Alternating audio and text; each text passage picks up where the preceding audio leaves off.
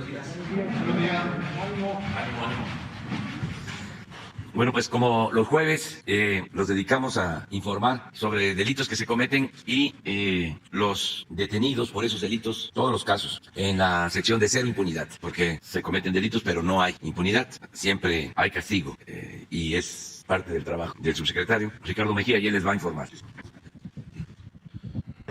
Con su permiso, señor presidente, vamos a informar como cada jueves sobre las acciones de cero impunidad, que son acciones coordinadas por el Gobierno de México a través de la Secretaría de la Defensa Nacional, la Secretaría de la Marina, la Secretaría de Seguridad y Protección Ciudadana, la Guardia Nacional, el Centro Nacional de Inteligencia, en coordinación con todas las secretarías de seguridad del país, las fiscalías locales y la Fiscalía General de la República. Es un esfuerzo de persecución criminal que implica múltiples recursos de inteligencia, recursos materiales, despliegue de fuerzas, todo ello con apego a protocolos de derechos humanos y uso de la fuerza, y que es importante para profundizar sobre un tema que al rato explicaremos. Siguiente. En el periodo que se informa, del 18 de agosto al 24 de agosto, todo este esfuerzo dio como resultado 8,312 detenidos, que fueron detenidos por parte de las corporaciones policiales, Fuerzas Armadas y Guardia Nacional. En total, una vez que pasaron la revisión, son presentados 7,984 ante los ministerios públicos del Fuero Común y Fuero Federal. Esto es durante estos días que se informa. Siguiente. El 19 de agosto, elementos de la Secretaría de la Marina y la Fiscalía General de la República, en cumplimiento de una orden de aprehensión, lograron la detención de Jesús M., ex procurador general de la República, tras cumplimentar este mandamiento judicial por los delitos de desaparición forzada, tortura y contra la administración de justicia en el caso Ayotzinapa. Toda la diligencia desde la detención se realizó de manera pacífica, con apego a derechos humanos y respetando los derechos del imputado. El pasado día 24, finalmente, el juez de control vinculó a proceso penal al ex procurador, ratificando la medida cautelar de prisión preventiva justificada en el reclusorio norte. Siguiente. El siguiente caso es un caso que ha implicado, como lo señalaba, todo un gran esfuerzo, porque este individuo, José Bernabé N., alias La Vaca, a pesar de tener varias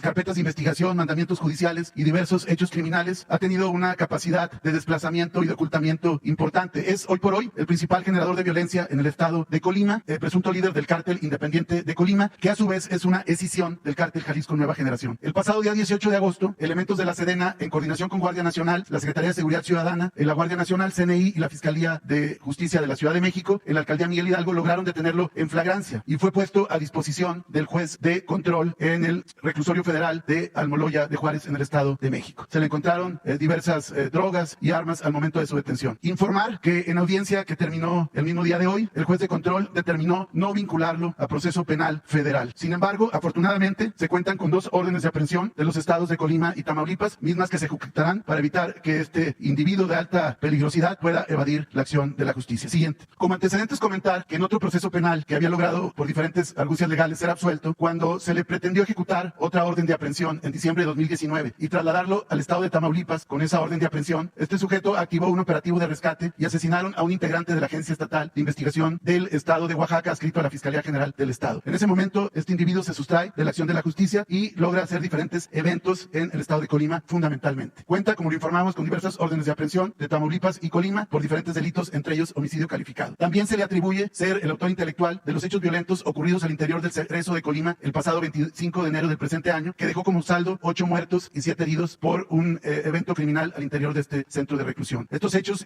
derivan de la ruptura del cártel Jalisco y la facción de los Mezcales. Aquí aprovechamos para comentar la importancia que tiene la prisión preventiva oficiosa, que se da para ciertos delitos graves del orden común, para delitos de delincuencia organizada y delitos financieros o llevados a cabo por servidores públicos, los llamados delitos de cuello blanco. La prisión preventiva oficiosa opera de manera automática cuando se dan los supuestos de vinculación procesal de estos sujetos y no está sujeto al arbitrio del juez, es decir, cuando se lograr la vinculación por un delito de estas características, como homicidio, feminicidio, violación, delincuencia organizada, operaciones con recursos de procedencia ilícita, al momento que se acredita la vinculación, en ese momento la prisión opera de manera automática. Por eso es importante mantenerlo, porque si se está al arbitrio de que en cada detención por estos delitos sea un juzgador el que resuelva si se queda en prisión o no, esto puede dar lugar a múltiples casos de corrupción, a un mercadeo de abogados y jueces, y también incrementaría la peligrosidad, inclusive para los propios jueces, para la víctima que se atreve a denunciar esos delitos, para los testigos que intervienen en la parte procesal, y sobre todo representa una amenaza para la sociedad, porque estos individuos en libertad seguirían llevando a cabo sus actividades de carácter criminal. Por eso reivindicamos lo que ayer dijo el secretario Dan Augusto López y la consejera jurídica en defensa de la prisión preventiva oficiosa. Siguiente. Está el caso del homicidio de Guillermo N., hijo del alcalde de Celaya. Fue detenido Juan Antonio N., alias El Mares y O Tambor, en un operativo llevado a cabo por la Secretaría de la Defensa Nacional, la Fiscalía General de Justicia del Estado de Guanajuato y la Guardia Nacional. A esta persona se le atribuye el homicidio de Guillermo Guillermo N., hijo del alcalde de Celaya, acontecido el pasado 17 de agosto. Siguiente. Este individuo es, decíamos, el presunto autor material y es parte de una célula de integrantes de los remanentes del cártel de Santa Rosa de Lima. Fue detenido junto con otra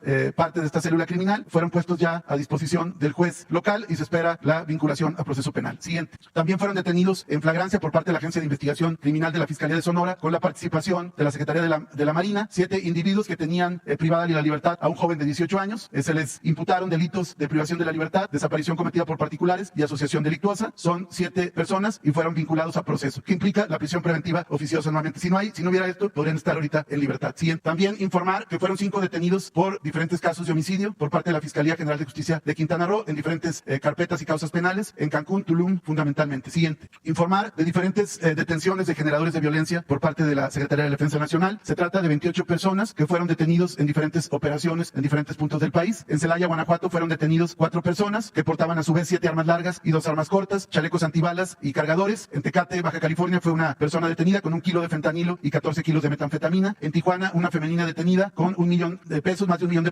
sin acreditar su legal procedencia. Siguiente. En Cuautla, Morelos, fueron detenidas 9 personas con un arma larga, 3 cargadores y diferentes cartuchos. En Cancún, Quintana Roo, fue detenida una femenina, una mujer, con 3.3 kilogramos de cocaína. En Ciudad Juárez fue detenida una persona con 2.2 kilogramos de fentanilo en 20.239 pastillas, así como un vehículo. Siguiente. En el caso de Monterrey, Nuevo León, fueron detenidas 9 personas con diferentes armas, cargadores, dosis de metanfetamina, dosis de marihuana y asegurados 2 inmuebles. En el caso de Culiacán, Sinaloa, fueron detenidas 2 personas con 8,000 pastillas de fentanilo, un arma larga, 2 cargadores y 60 cartuchos. Siguiente. También informar que por parte de la Secretaría de la Marina, en coordinación con la Fiscalía General de la República, fueron lograr la detención de 2 personas de alta importancia en la estructura criminal del grupo de los Salgueiro o Gente Nueva de Chihuahua. Se trata de Héctor N., alias El Cholo, IO 011, IO 011, quien es el presunto jefe de plaza de esta organización delictiva. Fue detenido por los delitos de narcotráfico, robo de vehículos, extorsión y secuestro, asegurándole al momento un arma larga, un arma corta, 31.7 kilogramos de cristal, así como diferentes equipos de comunicación, los cuales fueron puestos a disposición de la Fiscalía General de la República. Siguiente. Por parte de la Secretaría de la Marina, en Manzanillo, Colima, el pasado 18 de agosto, fueron aseguradas 2 embarcaciones que trasladaban en total kilogramos de cocaína, que equivalían a 794 millones de pesos. Esta detención implica que a la fecha se han asegurado 18,581 kilogramos de cocaína, 18.5 toneladas en este año, lo que representa una afectación económica de casi 5,000 millones de pesos en estas operaciones. Siguiente. Informar aquí, como se ha planteado en diferentes momentos, el caso de las acciones ilegítimas de cobro y extorsión, los conocidos como montadeudas, que hubo una operación recientemente aquí en la Ciudad de México, el pasado 17 de agosto, por parte de elementos de la Policía de Investigación de la Fiscalía General de Justicia de la Ciudad de México, en coordinación con la Secretaría de Seguridad Ciudadana, quienes ejecutaron un orden de cateo contra un inmueble de la alcaldía Benito Juárez, logrando la detención de 23 personas, una de ellas en un primer momento de nacionalidad venezolana, otra de nacionalidad china, quienes fueron puestas a disposición de la Fiscalía Especializada. A estas personas, a 23, se les vinculó a proceso por cobranza ilegítima. Se otorgaron medidas cautelares diversas a la prisión. En este caso no era prisión preventiva oficiosa. Entonces aquí no fueron asegurados con prisión preventiva y se les concedieron 2 meses de investigación complementaria. Se aseguraron 1,020 chips de celular, lo que hemos señalado que son utilizados luego estos sistemas prepago para operaciones delictivas, 354 teléfonos celulares y diferentes objetos. Siguiente. Adicionalmente y de manera simultánea a este cateo, se implementaron diversos operativos en 2 inmuebles, lograron la detención de 5 personas más, estas de nacionalidad china, en operativos en la alcaldía Cuauhtémoc, Benito Juárez, alcaldía Coyoacán, donde se catearon 6 inmuebles, y en la alcaldía Iztapalapa. En total, llevaron a cabo 12 acciones operativas que permitieron ubicar 6 call centers. En 4 de ellos se encontró un total de 904 empleados y fueron detenidas 5 personas de origen chino. Siguiente. Son las personas detenidas. Siguiente. Fueron algunos de los objetos asegurados, nuevamente chips de telefonía prepago. Siguiente. Y comentar que se sigue con diferentes investigaciones, tanto en la Ciudad de México como en el área metropolitana, como por parte también de la Procuraduría Fiscal, para seguir ubicando todas estas operaciones de cobranza ilegítima, de fraude y de extorsión. Volvemos a hacer un llamado a la ciudadanía para alertarlos de este tipo de aplicaciones que se hacen a través de apps, de aplicaciones, en las cuales ofertan préstamos sin revisión de buró de crédito, sin comprobar ingresos y depositando una cantidad en breve tiempo para poder poder ganchar, digamos, a sus víctimas, sorprender a sus víctimas y cometiendo después diferentes delitos como cobranza ilegal, como violencia y como extorsión. Siguiente. Estas aplicaciones que funcionan a veces publicitándose a través de redes sociales, links o ligas en mensajería SMS, y descargan la app y se aprovechan de la necesidad, solicitan permisos, solicitan información personal, se introducen en toda la red de contactos de redes sociales, directorios y demás que están en los teléfonos celulares, solicitan pagos anticipados, acosan, intimidan, incrementan la deuda, roban la identidad. Siguiente. Entonces, aquí es importante volver a llamar la atención para que la gente verifique que las aplicaciones tengan el visto bueno de la Conducep y que no se traten de este tipo de fraudes. Informar del operativo Cero Impunidad en Zacatecas, que lleva a cabo la Coordinación Nacional Antisecuestros con las fuerzas federales, ejecutando órdenes de aprehensión por feminicidio, homicidio, violencia sexual, robo con violencia, secuestro y narcomenudeo, entre otros. Del 25 de noviembre del año pasado al 15 de agosto, en total, se han detenido a 92 generadores de violencia, algunos de los cuales ya están sentenciados, y son diferentes acciones en los municipios de Zacatecas, tanto Fresnillo, Guadalupe, Zacatecas, Jerez, entre otros municipios. Siguiente. De vinculaciones relevantes a proceso, informar que Gilberto N. alias El Shakira, primo de El Chueco, presunto autor material del homicidio de 2 párrocos y un guía de turistas en Urique, Chihuahua. Este sujeto fue detenido por la Sedena y la Fiscalía de Chihuahua y ya está vinculado a proceso en las 2 materias, en fuero federal por portación de armas de uso explosivo de Fuerzas Armadas, está en prisión, y de fuero común por la desaparición de personas y homicidio calificado en agravio de un ciudadano estadounidense, hechos ocurridos en octubre de 2018. Este delito lo habría cometido junto con su primo El Chueco y ya fue vinculado a proceso también por este evento. Recordar que al día de hoy hay 19 detenciones derivadas de la célula criminal del Chueco. Siguiente. También informar de vinculaciones relevantes, tanto en el fuero federal como en el fuero común, de los eventos que se llevaron a cabo en días pasados, en quema de vehículos, asalto a tiendas de conveniencia y también en el caso de Ciudad Juárez, homicidios. Entonces ya hay varios sometidos a proceso penal, 5 personas de Jalisco vinculados al cártel Jalisco Nueva Generación, hay 6 de Ciudad Juárez por los eventos que se suscitan a partir de la riña en el Cerezo número 3 de Ciudad Juárez. Siguiente. También fueron detenidos y vinculados a proceso otros integrantes de una célula criminal del cártel Jalisco Nueva Generación, que son estos 5 individuos que participaron en los hechos de Tijuana, Ensenada y Mexicali, donde hubo diferentes disturbios, y también fue sometida a proceso penal esta detenida Sara Isabel, pero ella no tiene la prisión preventiva oficiosa, sino únicamente la presentación periódica. Siguiente. También informar que en el caso de los 167 detenidos en Michoacán en un operativo de la Secretaría de Defensa Nacional, la Fiscalía General de la República, a través de la Fiscalía de Coordinación Regional y la Fiscalía Especializada en Materia de Delincuencia Organizada, logró la vinculación a proceso de 164 personas detenidas, mayores de edad, y de 3 menores quienes habrán sido puestos a disposición del Tribunal Especializado en Menores en Conflicto con la Ley, y ya se obtuvo la prisión preventiva oficiosa para todos estos sujetos. Siguiente. También se obtuvo una vinculación a proceso por parte de la Fiscalía General de la República, a través de la Fiscalía de Coordinación Regional en Sonora, en contra de esta persona, Guillermo A., que trasladaba 176,540 pastillas de fentanilo y 140 kilos de fentanilo. Fue detenido en un puesto de control de la Secretaría de la Marina y ya está vinculado a proceso penal. Siguiente. Informar de sentencias relevantes obtenidas por parte de la Fiscalía de la Ciudad de México ante el Tribunal de la Ciudad por 83 años en contra de Oscar N. por los delitos de feminicidio, narcomenudeo y cohecho, 55 años en contra de Carlos y Rogelio N. por homicidio calificado y tentativa de extorsión, 55 años para Dionisio N. por homicidio calificado y tentativa de homicidio, y 95 años para José David N. y Alan Emanuel por homicidio calificado y tentativa de homicidio. Siguiente. En el caso de feminicidios resueltos o en vías de resolverse, fueron detenidos 14 individuos, 5 de ellos ya sentenciados. En la Ciudad de México, estos 2, Carla N. y Edgar N. En Michoacán, 2 personas, una de ellas sentenciada. En Jalisco, 4, una de ellas sentenciada. En Guanajuato, 2, uno de ellos sentenciado. En Baja California, 3, uno de ellos sentenciado. En Chihuahua ya ha sentenciado una persona de nombre Carlos N. Y esto es en el caso de los feminicidios, como informamos cada semana. También dar cuenta en un tema muy doloroso, que es el caso de Flor Abigail Jai Urrutia de Salina Cruz, que ha sido un tema profusamente difundido en medios y redes sociales. El día 19 de agosto, la Policía Municipal de Salina Cruz detuvo en su auto y puso a disposición del juez calificador a Flor Abigail por presuntamente tener una discusión y agredir a su pareja sentimental, padre de sus 2 menores hijos, uno de ellos de 10 años. Fue puesta a disposición por la Policía Municipal en una detención que fue muy difundida en redes sociales. Fue internada a los separos de la Policía Municipal y fue encontrada horas después sin vida, colgada, según señala el parte, con su propia ropa interior. La causa de la muerte se determinó que fue asfixia por ahorcamiento. Siguiente. Comentar que a partir de este evento se abrió una carpeta de investigación por parte de la Fiscalía General de Justicia de Oaxaca. Se ha seguido el protocolo de feminicidio y perspectiva de género. Ya se giraron órdenes de aprehensión y se detuvo a 4 personas, al juez cívico del municipio, al comandante de la Policía Municipal y 2 elementos de la corporación. Se han realizado al momento 3 autopsias, una inicial, una por personal del Instituto de Servicios Periciales de la Fiscalía, una segunda a cargo de especialistas forenses ajenos a la Fiscalía de Oaxaca y una tercera realizada el día de ayer a cargo de un grupo de especialistas en medicina legal ajenos a la Fiscalía y procedentes de otro estado. Esto último en coordinación y con la anuencia de los familiares de Flor Abigail. Las 3 determinan que la causa de la muerte fue asfixia por ahorcamiento. No obstante ello, y en virtud de que quedó acreditado que no hubo el deber de cuidado cuando ella fue internada en la cárcel municipal, se desprendieron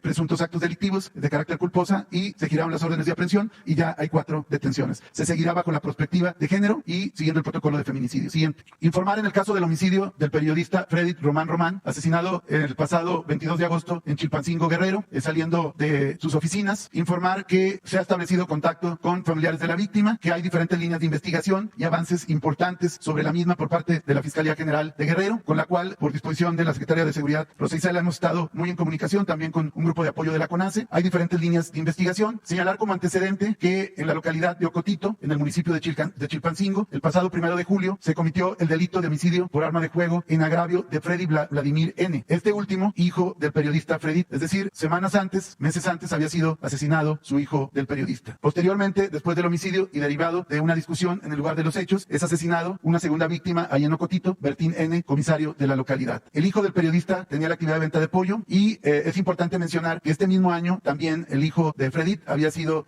también agredido y tuvo un intento de homicidio en la localidad de Buenavista de la Salud. Al momento no se descarta ninguna línea de investigación. Se está viendo la posible relación de estos hechos que antecedieron a la muerte de Freddy para ver si tienen relación con los hechos y se sigue avanzando en las investigaciones para poder determinar los presuntos autores intelectuales y materiales de este hecho delictivo. Siguiente. Informar que en el caso del periodista Alfonso Margarito Martínez, que se realizó desafortunadamente este homicidio en enero del presente año, el día de ayer fue detenido en Apodaca, Nuevo León, en un operativo de la Secretaría de la Defensa Nacional, en coordinación con la Fiscalía General de Justicia de Nuevo León y la de Baja California, y con apoyo también de CEMAR y el Centro Nacional de Inteligencia. Se logró la detención de David N., alias El Cabo 20 y o El Lobo, señalado como autor intelectual del homicidio de Margarito Martínez, y junto con él fueron detenidas otras 2 personas presuntamente vinculadas a la célula criminal. Este individuo, El Cabo 20, presunto autor intelectual del homicidio de Margarito, es la cabeza de una célula y de la organización delictiva de los Arellano Félix, es uno de sus líderes territoriales y él en principio perteneció al cártel Jalisco Nueva Generación. Los detenidos fueron puestos a disposición de la autoridad competente para su procesamiento penal. Siguiente.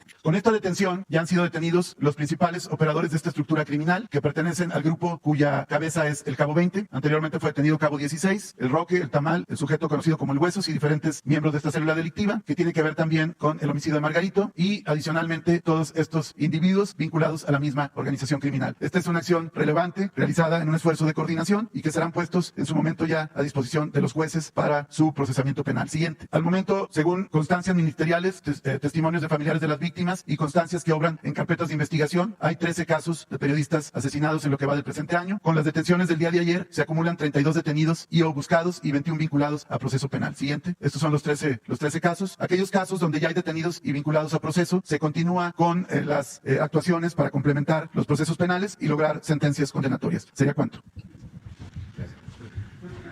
Bueno, vamos. A ver tú. Ustedes 2. Tú y tú. Sí. Procuren nada más que un mínimo de una semana, ¿no? Para que participen todos. O sea, que el que preguntó ayer, antier.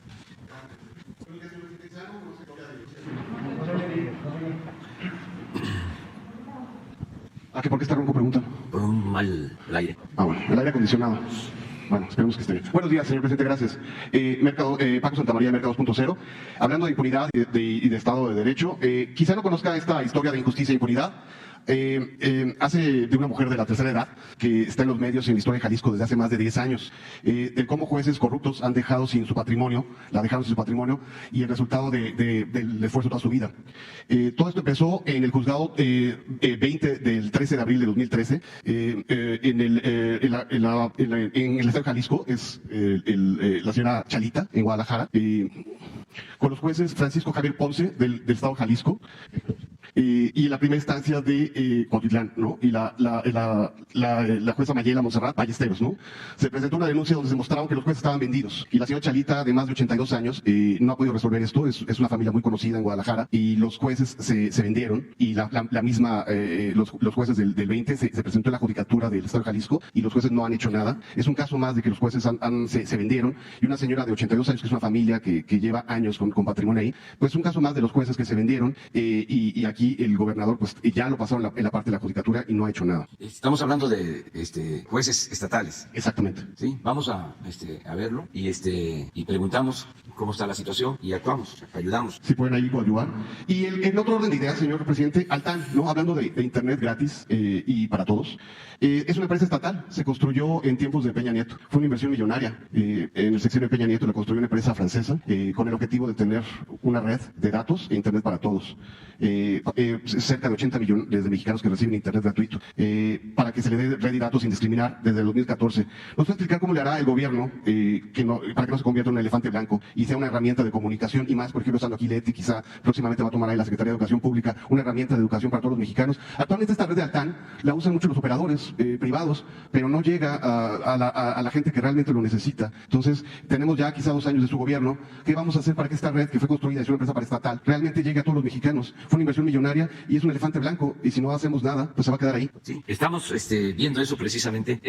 Pues fue un mal proyecto porque se impulsó desde el gobierno anterior para tener una red nacional de Internet y no creció. Desde luego hubo inversión de la banca de desarrollo, además de los permisos. Participaron empresarios particulares y fracasó, quedó la deuda en Nacional Financiera y tuvimos que intervenir para resolver el problema porque se fueron a la quiebra. Es una empresa española la que recibió esta concesión. Y ahora, tomando en cuenta la deuda de Nacional Financiera y una aportación adicional, ya el Estado tiene el 61% de las acciones. No era una empresa estatal, era una empresa particular, privada, apoyada por el Estado, con créditos de la banca de desarrollo y con las concesiones. Se suponía de que la contraprestación era el que iba a servir esta red para comunicar al país con Internet. No se logró ese propósito. Entonces ahora que ya el Estado tiene la mayoría y la administración de la empresa, porque no solo en el sector público hay excesos y extravagancias. En estas empresas, que además se hacen al amparo del poder público, los funcionarios de estas empresas ganaban más de 500,000 pesos mensuales. Imagínense si así iban a salir adelante,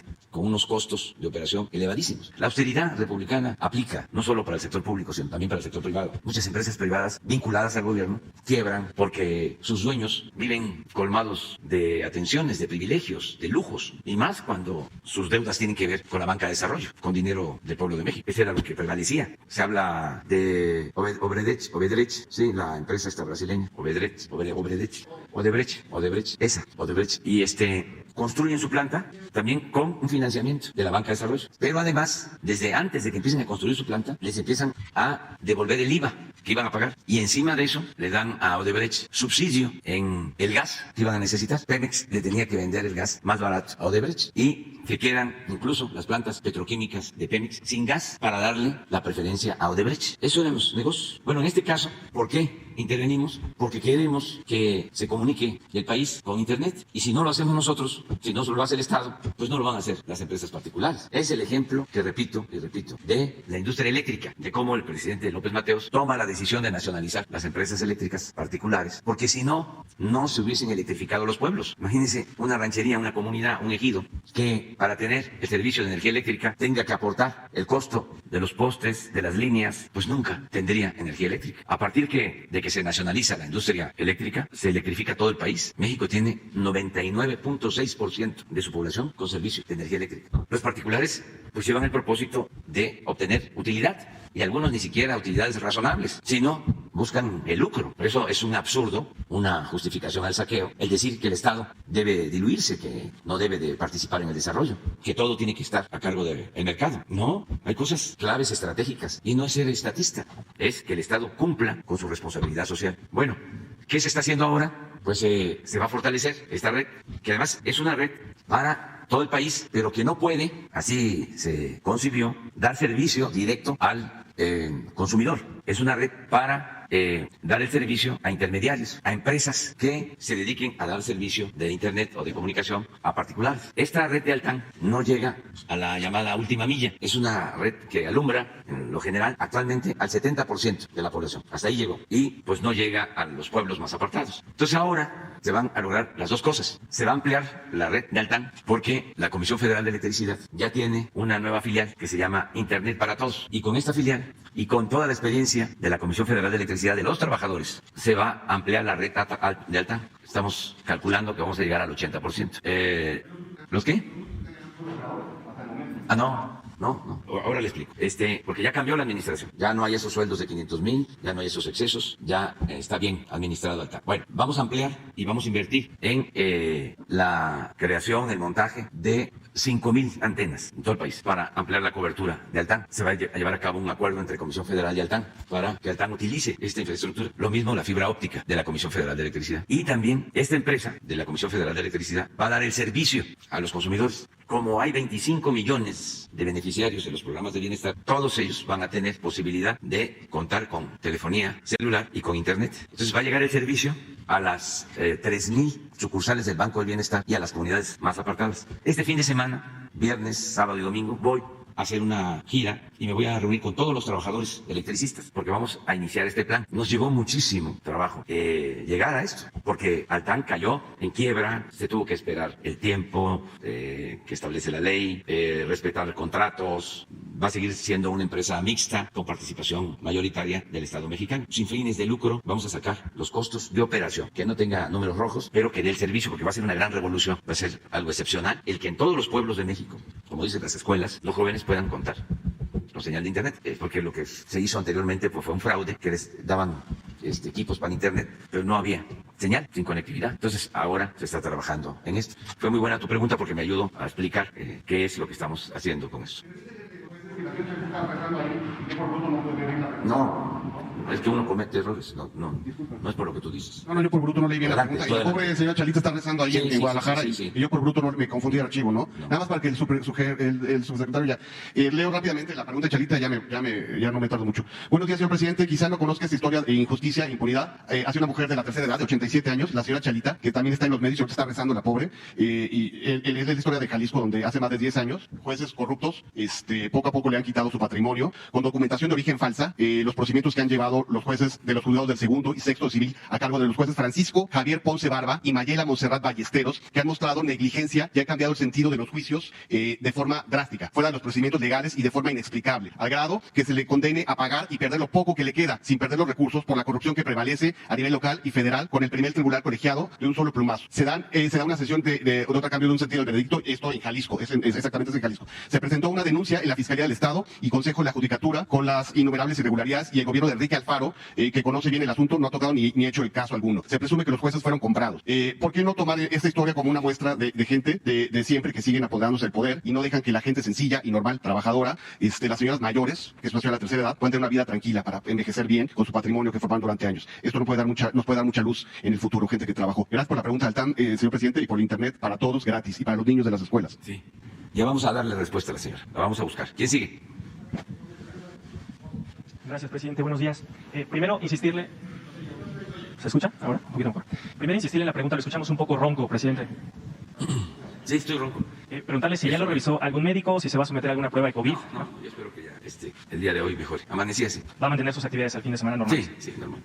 Gracias, presidente. Preguntarle primero, ¿qué expectativas tiene México, el gobierno federal, con respecto a las conversaciones con Estados Unidos respecto al TEMEC? Es decir, ¿ustedes consideran que pudieran zanjarse las diferencias con Estados Unidos en esta etapa de consultas o tienen previsto que pueda escalar a un panel? Pues yo pienso que se puede resolver porque hay voluntad de parte de nosotros y también creo que de parte del gobierno de Estados Unidos no se debió solicitar la consulta, no había motivo, no se informó bien al gobierno de Estados Unidos. Nosotros llevamos a cabo 15 días antes de esa solicitud de consulta, una reunión con empresarios estadounidenses, estuvo el embajador, se vio caso por caso, dediqué 2 semanas a atenderlos, 18 empresas, como 45 minutos, 1 hora, hora y media por empresa, todo el gabinete, sobre todo los directores de Pemex, Comisión Federal de Electricidad, la secretaria de Energía, el secretario de Relaciones Exteriores, y vimos caso por caso, y se resolvió la mayor parte de los asuntos. No solo eso, se hicieron compromisos de inversión por $25,000 millones. Ya se están firmando contratos con ese propósito. En otros asuntos, inclusive, habían acusaciones de que terminales de combustible se utilizaban para contrabando. Se llegó a un acuerdo de suspender denuncias con el compromiso de que si se volvía a llevar a cabo una práctica de esa naturaleza, se cancelaba por completo el permiso de importación. O sea, así, caso por caso. Luego voy a Washington, hablamos en Casa Blanca con el presidente Biden, muy afectuoso, respetuoso, tratamos distintos asuntos, nada relacionado con este tema. Al día siguiente hay una reunión entre empresarios mexicanos y estadounidenses, tampoco se trata el tema. Oh, sorpresa, regresamos y a la semana la llamada consulta. Y me entero por un mensaje del que fue embajador de Felipe Calderón en Washington, Arturo Sarucán. Pero pensé, pues es una volada. No, bien informado, y viene la consulta, y totalmente majadera, en un tono soberbio de prepotencia, haciendo referencia de que la reforma energética que se había llevado a cabo en el país era la panacea, cuando nosotros sostenemos lo opuesto, pero además porque fue un desastre para los mexicanos, fue un fracaso. Engañaron a la gente de que iba a llegar la inversión extranjera al sector energético, que iba a bajar el precio de la luz, que iba a bajar el precio de las gasolinas, y fue lo opuesto. No llegó inversión extranjera, lo que hicieron fue especular con las concesiones que recibieron, y a partir de ahí los gasolinazos. Entonces la señora encargada del comercio de Estados Unidos diciendo que era muy buena la reforma y que además lo que nosotros estábamos haciendo estaba mal al reformar nuestra ley eléctrica. ¿De cuándo acá un gobierno extranjero con qué derecho va a decidir cómo deben de ser las leyes en otro país? Es como si yo le exijo al Congreso de Estados Unidos de que cumpla ya, porque si no va a haber una consulta o nos vamos a ir a un panel o los voy a denunciar en Naciones Unidas o en Derechos Humanos a nivel internacional si no aprueban la ley para dar pues la nacionalidad estadounidense a quienes llevan años trabajando honradamente en ese país. Si no se regulariza la situación de los migrantes, pues yo no puedo hacer eso. Hacemos pues, recomendaciones y lo único que pedimos es, ya ofrecieron desde hace tiempo, llevan como 20 años ofreciendo que van a llevar a cabo una reforma para regularizar la situación de nuestros paisanos migrantes y no lo han hecho. Lo anuncian cada vez que va a haber una elección y no cumplen. Pero de solicitar que cumplan con ese compromiso, a exigir de que modifiquen sus leyes, pues no, y que las hagan como nos conviene a nosotros, pues no, porque somos países soberanos. Entonces, ¿cómo vamos a cambiar nuestras leyes? Además, fue un acuerdo en el tratado. En materia energética, es la nación la que tiene el dominio de esos bienes en México. Entonces, ojalá y cambien de parecer, porque aunque se vaya a un panel donde sea, pues no hay razón. Y en caso de que no cambie de parecer Estados Unidos, ¿cuál es el plan del gobierno federal? En caso Seguir de igual, o sea, sin problema. La inversión extranjera sigue llegando, las relaciones se mantienen, no hay ningún problema. ¿Es una posibilidad real que México pueda salirse del TEMEC por esas Eso es lo que carencias? quisiera Reforma. Si yo te contesto eso, sí, el encabezado de Reforma sería ese, porque les urge que nos peleemos. El conflicto está ahí presente. Como Solamente Estados pregunto Unidos. si es una posibilidad real. No existe ninguna posibilidad. Porque hay una relación buena de respeto. Siempre que hablo con el presidente Biden, me repite y me repite, y yo no digo mentiras, de que quieren una relación con nosotros en pie de igualdad, con respeto a nuestra soberanía. Pero hay otra cosa también, que ojalá los de Reforma y sus analistas vayan tomando en consideración, como dirían los tecnócratas, una nueva variable para el análisis. Nos necesitamos mutuamente. O sea, sería muy difícil que funcionara la economía estadounidense sin la participación de México. Así como a nosotros nos importa mucho tener buenas relaciones con Estados Unidos, a ellos también. Ya no es el tiempo de antes. Si no hay automóviles construidos en México, al consumidor estadounidense le costaría mucho más comprar un vehículo. Y así muchísimas otras cosas. Se ha venido dando una integración económica en donde nos complementamos en lo productivo, en lo laboral. Además, llevamos una política de buena vecindad. Quienes quisieran que nos peleáramos, repito, pues son los de Reforma, los internacionalistas conservadores, como Sarucán. Al otro día, ayer, me preguntaron de que viene el señor Blinken. Ayer. Y dije que no, porque no sabía. Pero resulta de que hace como 10 días, la señora Dolia Esteves, que es de este club también, ya había dado a conocer de que venía Blinken, casi a jalarme las orejas. Entonces, por eso dije, no, pues no viene. Y sí, en efecto, viene a una reunión en la Secretaría de Relaciones Exteriores. ¿No se va a reunir con usted? Es una reunión que se hace cada determinado tiempo. Se llama Diálogo de Alto Nivel, algo así. Yo no participo en eso.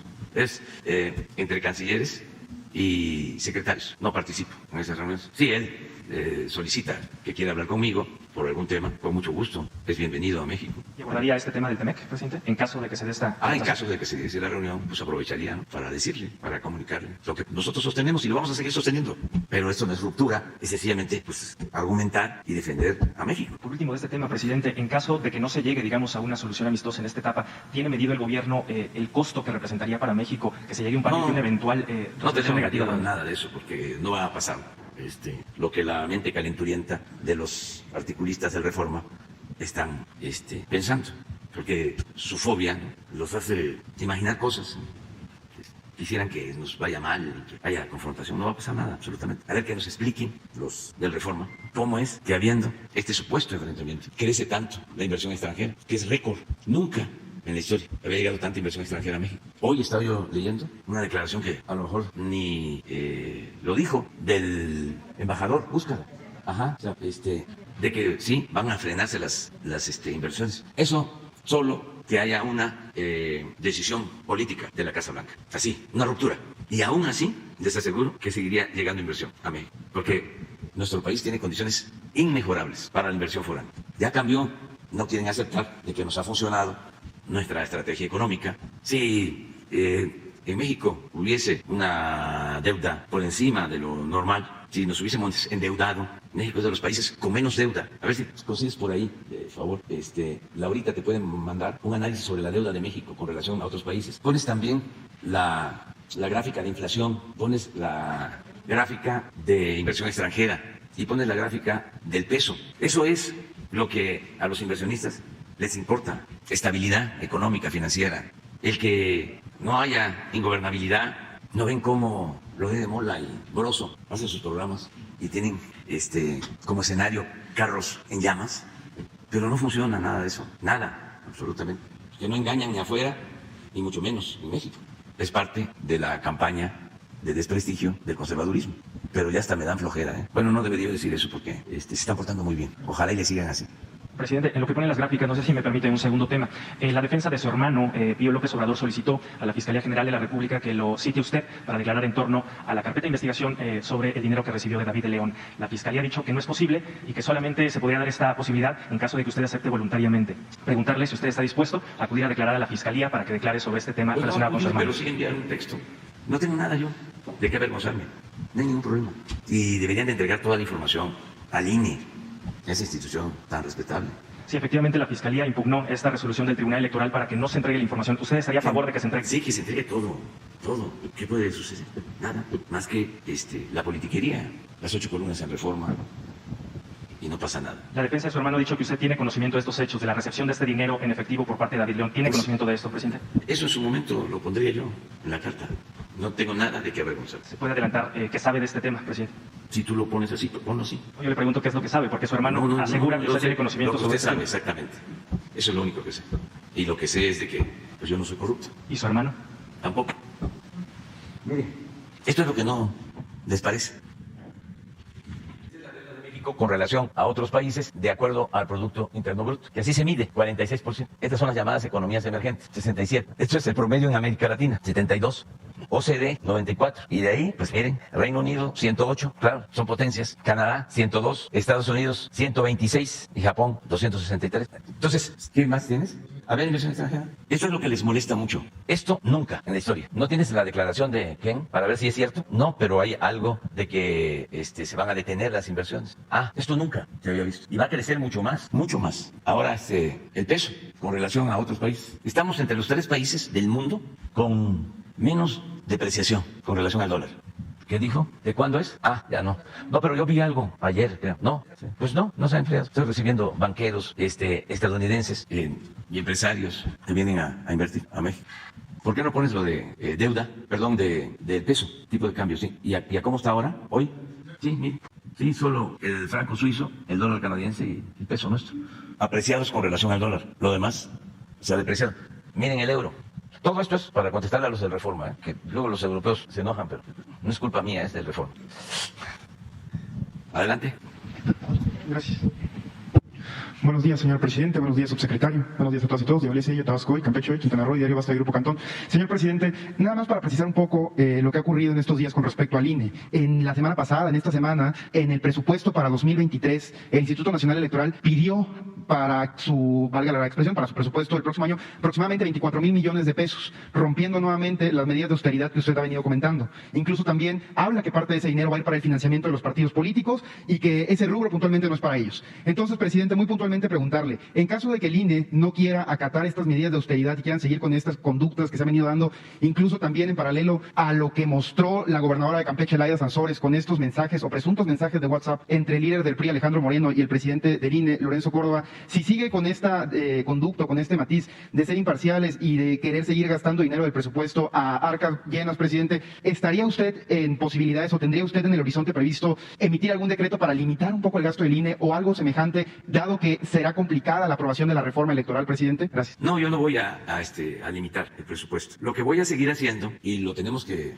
hacer, considero, todos los mexicanos, es cuestionar, criticar los excesos. Es una burla el que se destinen 24 24,000 millones de pesos para organizar elecciones y para los partidos políticos. Es como lo que era el gasto de publicidad en los gobiernos anteriores. Pero como el gasto de publicidad dependía del Ejecutivo, pues se hizo un ajuste ya del 70% de ese gasto. Bueno, en el INE hay que hacer algo parecido. Por eso la reforma electoral, porque significa que ya no haya diputados plurinominales, que solo exista, para que se pueda mantener en forma permanente, un órgano electoral nacional que organice las elecciones locales y federales. Porque no solo es el INE o el Tribunal Electoral Federal. En cada estado es lo mismo. Se reproduce. ¿Y cada cuánto tiempo hay una elección? Cada 3 años, cada 6 años. ¿Y qué hace ese aparato o esos aparatos? Entonces, si hay un instituto nacional, pues organiza todas las elecciones y ya no se necesitarían esos organismos estatales. Y ese dinero, aunque no les guste a mis adversarios, pero además por eso lo digo, porque no les gusta, que lo destinen los estados a tapar baches.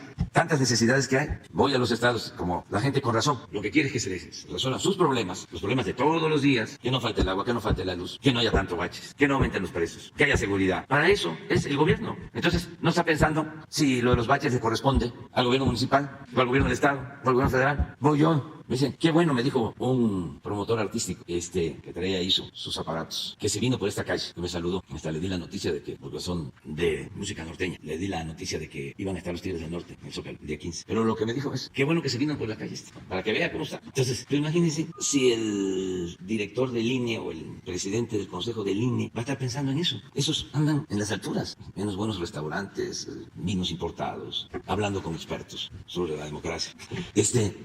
Por eso el planteamiento es un instituto y ahorramos. Y quitar el presupuesto a los partidos o limitarlo para no ser tan drástico solo al tiempo de elecciones y ahorrar. Porque es el instituto más costoso del mundo. Eso no puede ser. Pero eso lo tenemos que lograr pues con la denuncia pública, no con medidas coercitivas. Y el Congreso, en particular la Cámara de Diputados, que tiene como facultad absoluta la aprobación del presupuesto. ¿Haría un llamado a los diputados para que recorten o para que se apliquen? Ellos pueden ahí hacer el ajuste. Nosotros no. Por ley, a nosotros nos mandan su presupuesto, los 24,000 millones. Y nosotros lo único que hacemos es enviarlo a la Cámara de Diputados. No podemos nosotros quitarles nada. Es como el presupuesto del Poder Judicial. Nos los envían, se integra al presupuesto, al resto del presupuesto, y se envía a la Cámara de Diputados. Y la Cámara de Diputados tiene como facultad exclusiva, porque aquí no interviene el Senado, la aprobación del presupuesto. Entonces, ahí sí pueden hacer los ajustes. Eso es lo que yo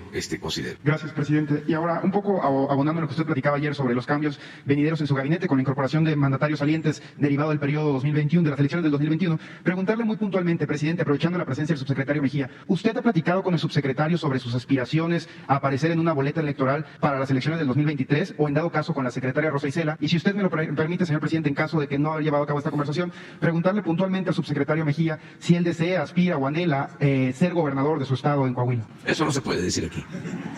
Aquí no. Aquí no se puede hablar de eso.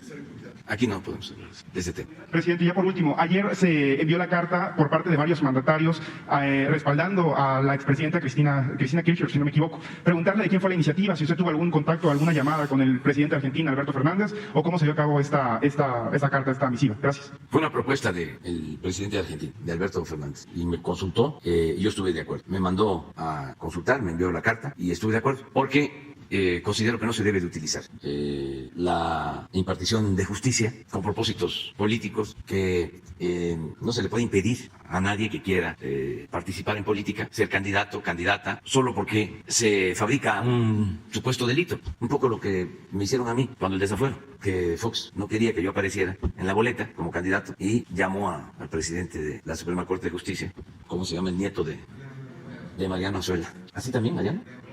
Híjole. Esa novela de Los de Abajo se las recomiendo, mucho, mucho. Es una muy buena novela. Es como Pedro Páramo, de ese tipo, de Rulfo. Bueno, el nieto, porque cada vez se deslavan más, ¿sabes? Por generación, se prestó a esa canallada y quería la Suprema Corte desaforarme. Y echaron a andar el proceso y me desaforaron, porque hicieron un acuerdo también en el Congreso, el PRI y el PAN. Nada más que me sacó a flote el pueblo, porque el pueblo es mucha pieza. En ese entonces se manejaba que había yo violado un amparo, porque se había hecho un camino para comunicar un hospital, y desde luego que no era cierto, pero utilizaron eso como pretexto. Y cada vez que hay algo así, yo me opongo, porque pues lo viví, lo padecí, y es algo parecido. De jueces que actúan por consigna, me gustaría, ¿por qué no pones ese discurso para los jóvenes? les ofrezco una disculpa. Pero es que eso fue pues en el 2005. ¿Cuánto tiempo lleva eso? 17 años. Y van a ver por qué luchamos ahora. Porque a lo mejor algunos pueden pensar de que de repente yo cambié y comencé a pensar de otra manera, ¿no? No, llevamos mucho tiempo en la lucha y no conozco a detalle el proceso jurídico contra Cristina, pero es evidente de que está metida ahí la derecha, el conservadurismo, porque es la forma, ¿no?, de desacreditar. Se lo hicieron a los de Podemos en España. Bueno, Lula, porque así son. Pues la seguridad es de que me lo pide el presidente. Alberto, además de ser una gente recta, honesta, es abogado y buen abogado. Entonces no me va a pedir algo que no esté él seguro de que se trata de una injusticia. Lo de Murillo Karam, pues, es totalmente otra cosa, ¿no? Pues, supuesto. Él era procurador, suceden estos hechos lamentables y él inventa, pues, lo sucedido. Y algo muy grave, porque estamos hablando de la desaparición, del asesinato de 43 jóvenes. Eso también es una lección. Eso ayuda mucho a la no repetición, a terminar con la impunidad. Y ayer lo vimos, ¿no? El comportamiento de los medios de información, todos, de vergüenza. Y lo mejor, ya tienen el discurso. No, pero para terminar de contestarle, pon la portada de Reforma de ayer. Es que es una joya, la de los muchachos. Cuando dan a conocer... No, fue ayer o antier. Cuando dan a conocer lo de Ayotzinapa, las 8 columnas de Reforma.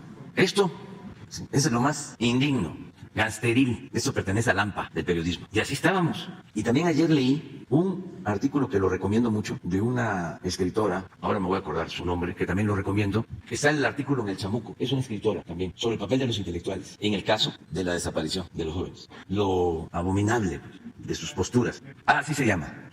Violeta Vázquez, la irresponsabilidad de los intelectuales, citando un artículo, un ensayo de Chomsky, pero es de lo mejor, lo recomiendo. Eso es lo que ya tiene que irse haciendo a un lado. Afortunadamente ya no tiene el peso que tenía antes. Ese lo recomiendo, que tiene que ver cómo justificaron los intelectuales la desaparición de los jóvenes, incluso vinculándolos a la delincuencia. Pero yo estaba hablando de las 8 columnas del... Eso, ¿ya la tienen? Pero ese es muy bueno. Además, escribe bien. Tiene buena prosa. ¿No está? Miren, esto es, como dije ayer, para enmarcarlo. Prensa completamente al servicio del régimen y del poder económico, básicamente. Ahora sí, vamos con el discurso.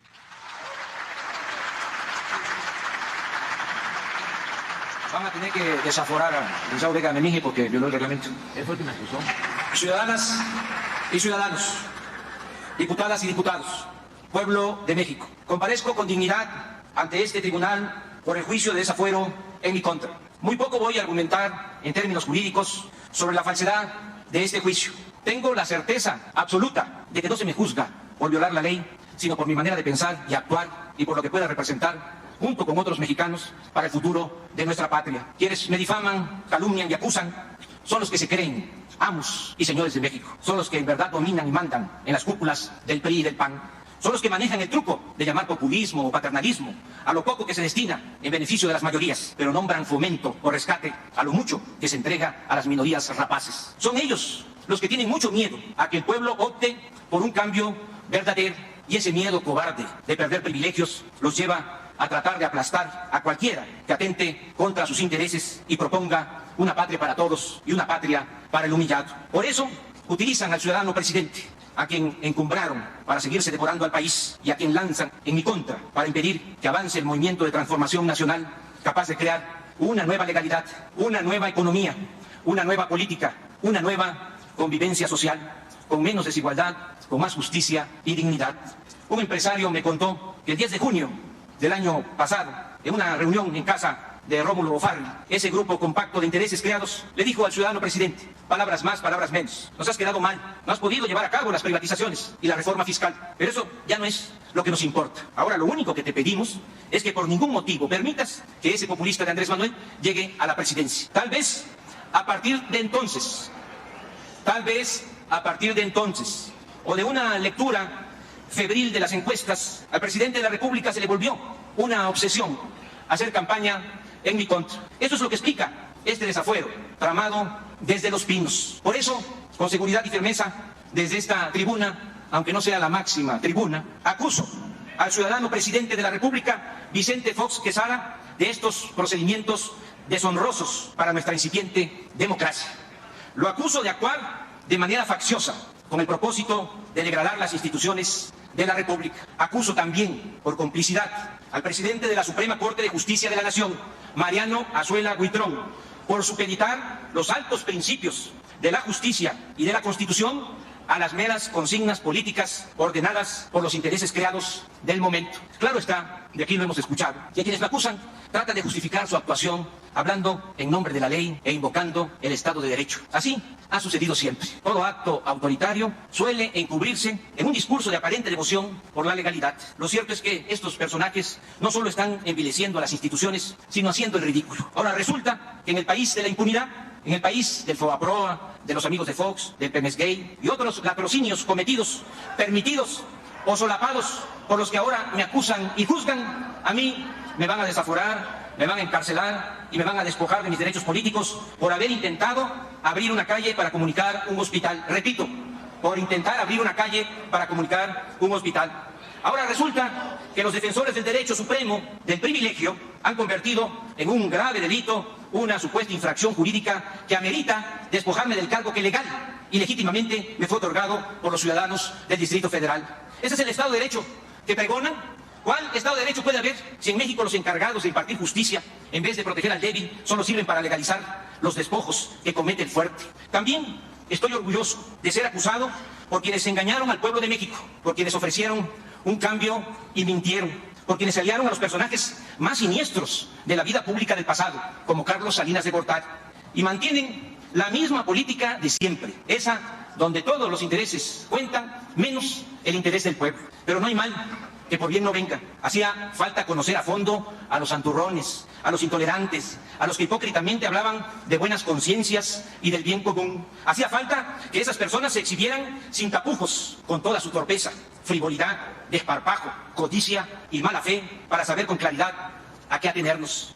Por último, diputadas y diputados, con sinceridad les digo que no espero de ustedes una votación mayoritaria en contra del desafuero. No soy ingenuo. Ustedes ya recibieron la orden de los jefes de sus partidos y van a actuar por consigna, aunque se hagan llamar representantes populares. Ustedes me van a juzgar, pero no olviden que todavía falta que a ustedes y a mí nos juzgue la historia. ¡Viva la dignidad! ¡Viva México! Un poco no está actual. ¿Quién sigue? Buenos días, señor presidente. Berenice Telles, del Diario Nacional 1+1 y Diario Amanecer, Estado de México. Hay una crítica que está haciendo el presidente de la CONCAMIN respecto a que los jóvenes, a que no hay espacio, más bien, a que hay una demanda por parte de las empresas de entre 5,000 a 6 millones de vacantes para ser ocupadas. Pero el tema principal es que nuestros jóvenes no están preparados para ocupar esas vacantes, que es a lo que se han enfrentado los empresarios. La pregunta es, presidente, si su gobierno ha analizado esta posibilidad de generar un diálogo con empresarios, con las empresas públicas y privadas, para hacer un listado de los desafíos a los que se va a enfrentar nuestro país en este contexto que nos está hablando, de que vamos a crecer económicamente, de la inversión extranjera, etcétera. Si están planteando que en el caso de las escuelas públicas cambien la forma en que se está educando a nuestros jóvenes. Esa es una pregunta y, si me permite, otra. Bueno, es importante que se aporten todas estas ideas. En el caso de la educación, para la elaboración de los nuevos contenidos de los libros de texto, el nuevo plan de estudio, se hizo una convocatoria amplia, sobre todo a maestras, a maestros, y de ahí salieron los libros. Y se tiene buena relación con las empresas. Los jóvenes que están en el programa Jóvenes Construyendo el Futuro, muchos están trabajando de aprendices en las empresas.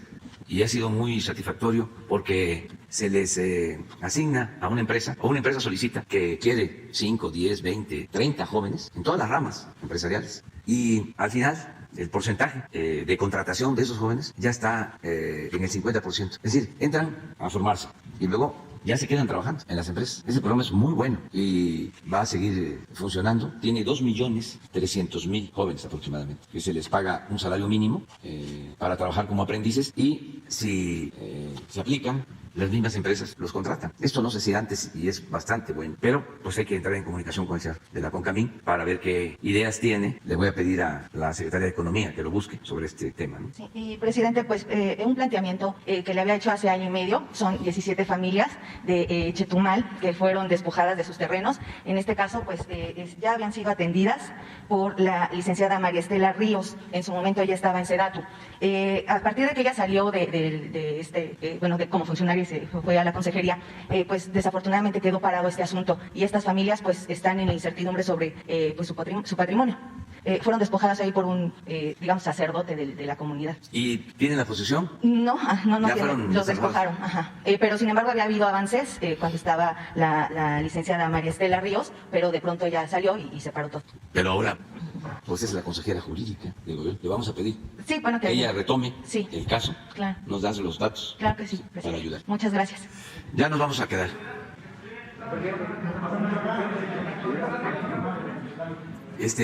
Mañana, ¿sí? ¿O por qué no lo explicas? ¿Es lo de Michoacán? Sí.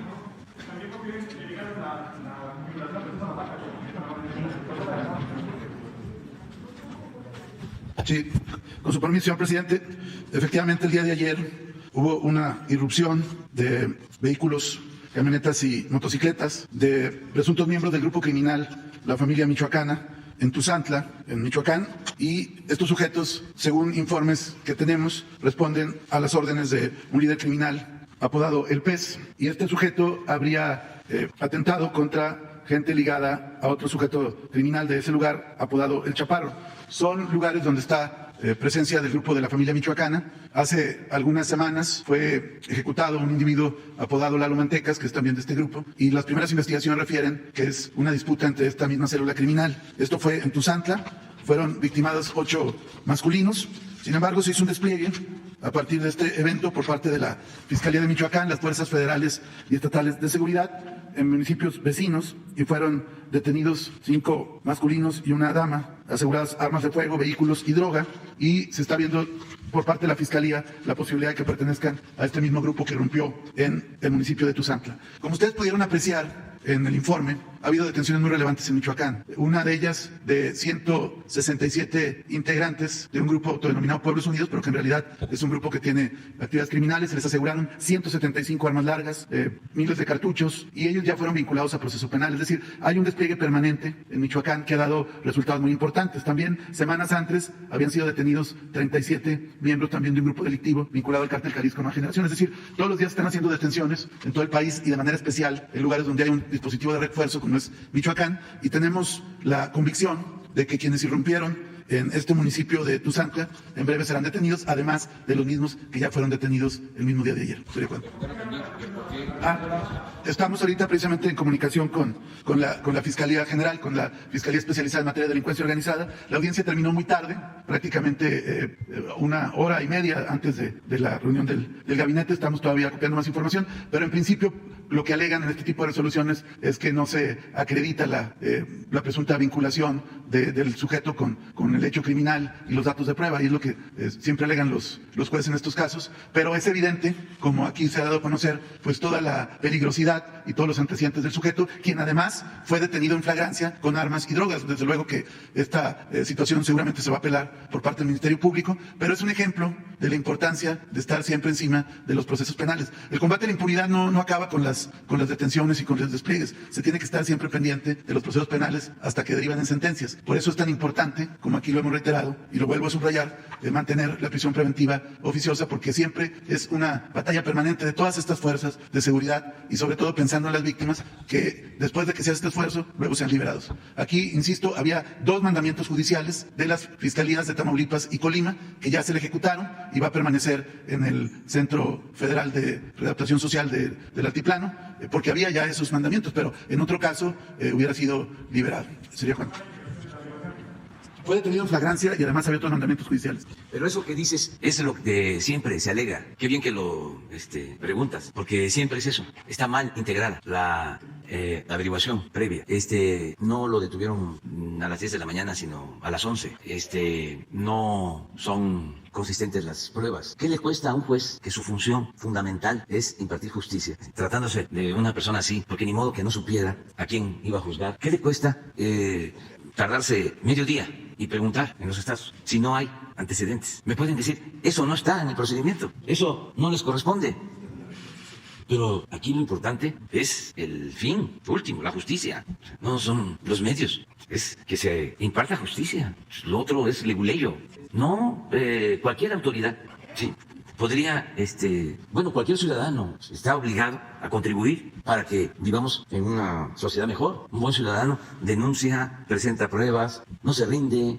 Una de las cosas extraordinarias de los familiares de los jóvenes de Ayotzinapa es el no haber dejado el caso, a pesar de tanto sufrimiento, porque era ese no tener a sus hijos y encima recibir toda la andanada de insultos en contra de ellos. Entonces, eso es importante que se tome en consideración. Lo otro, no se informó hoy sobre lo de la mina, porque se está haciendo una consulta con los padres, con los familiares de los mineros atrapados. Hay un plan de rescate y no se quiere iniciar nada sin el consentimiento de los familiares. Entonces, hoy se les va a presentar el plan y se les va a pedir su consentimiento. Entonces, no quisimos dar a conocer el plan propuesto hasta que no se les consulte a ellos. Entonces, si ellos autorizan y se toma una decisión, mañana informamos. Si no, se puede mañana, pasado mañana, pero estamos cuidando eso. O sea, no tomar nosotros las decisiones sin consultar a los familiares. Entonces, muchas gracias. ¿Ya vieron que ya estoy mejor?